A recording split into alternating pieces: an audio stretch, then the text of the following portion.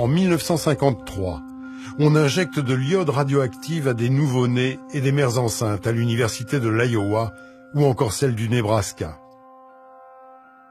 En 1955, la CIA pulvérise la bactérie de la coqueluche au large de Tampa. 12 morts, des dizaines de malades.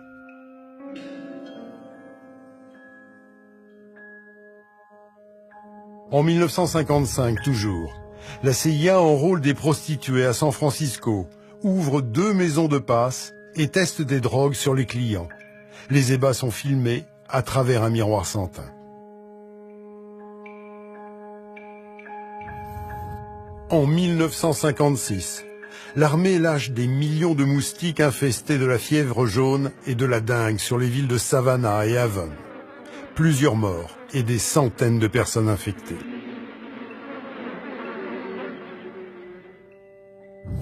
En 1960, à Cincinnati, l'armée finance un programme d'irradiation sur 90 indigents ou malades au sein de l'hôpital universitaire de la ville. Certains décèdent au bout de quelques semaines. En 1966, l'armée teste un virus dans le métro de New York, puis celui de Chicago. Les bactéries sont dissimulées dans des ampoules électriques. On veut étudier la propagation d'agents chimiques en grandeur nature. Pour ces expériences, l'armée ou la CIA finance des laboratoires dans les universités les plus prestigieuses, Yale, Stanford, Harvard ou Columbia. Elles y sont toutes. Glorifiées par l'idée de travailler pour la défense de la nation, les chercheurs deviennent fous. Le docteur Kleitman, à Philadelphie, a augmenté 468 fois les doses, à tel point que cela a effrayé les biochimistes qui ne comprenaient pas qu'un docteur aussi respectable puisse faire ça.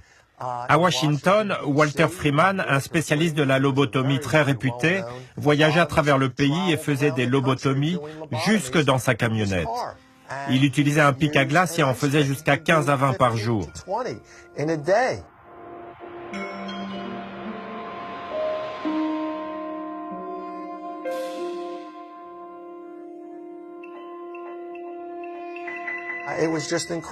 C'était juste incroyable ce que les médecins ont fait et pratiquement personne dans le monde médical ne les a dénoncés.